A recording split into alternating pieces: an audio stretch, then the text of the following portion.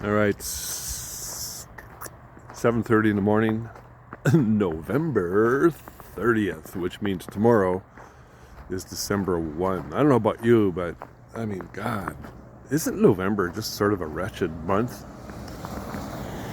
For me and my business, it's sort of, we got distracted by the fact that it was always the busiest month of the year with all the portraits we do and finishing all the orders, and November still flies by.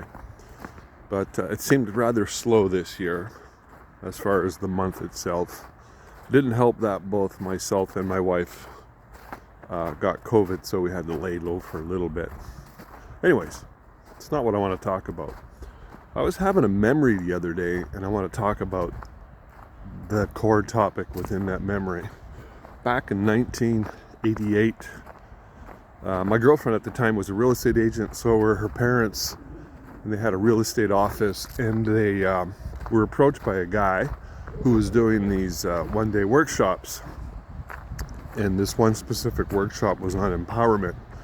Empowerment was a bit of a buzzword back then, you know, Tony Robbins, 30 Days, Personal Power, and people were trying to it was a bit of a buzzword. They were trying to figure it out and apply it in their lives. So anyways, we did this one-day workshop on empowerment.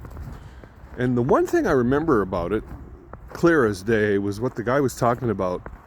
He was talking about neuroses. And another way to say neuroses would be to talk about it in terms of Jungian psychology. Your shadow side, which is essential insofar as working on it in order to progress, which is something I really believe in, and so do a lot of other people. But what was interesting about what he was talking about and the way he framed it, he didn't talk about it in terms of using the word neuroses or Jungian psychology. He talked about it more like, you know, it was like an ogre on the road, and you had to do battle with this ogre.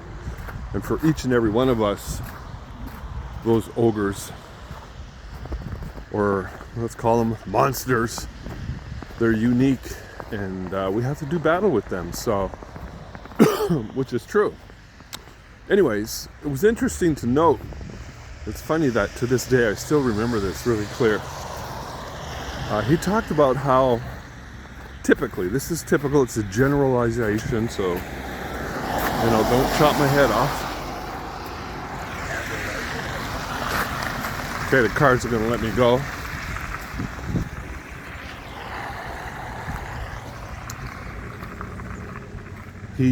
So he talked about how,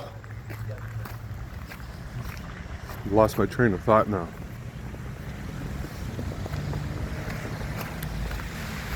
He generalized what neuroses, neurotic behavior, how it manifested typically in men and how it manifested typically in women. And that's what I remember. He said for men, and again, it's a generalization.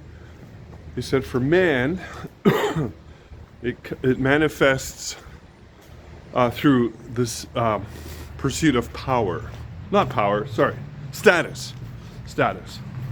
And he brought up a few examples, like, I got the biggest antique Pepsi bottle collection in the world. That sort of thing. So that's pretty typical. You see that often, and it's always been something I've been aware of.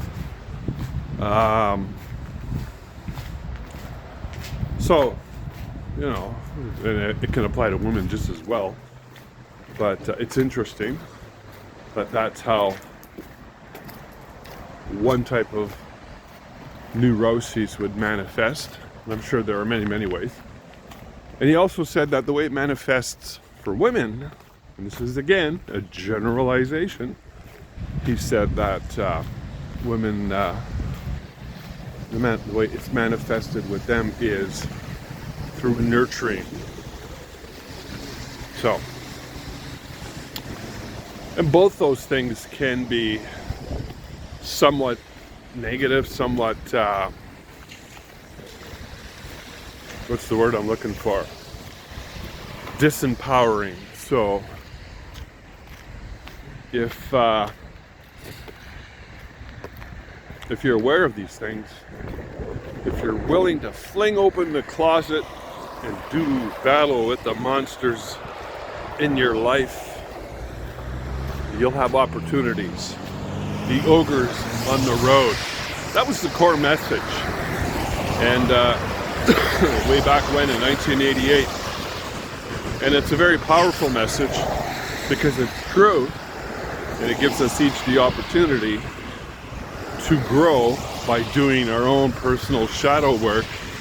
If we're honest, if we're courageous, if we're brave, and mostly if we're willing to do battle and to identify whatever they may be. It's a busy morning. All right, I'm off for coffee. Enjoy.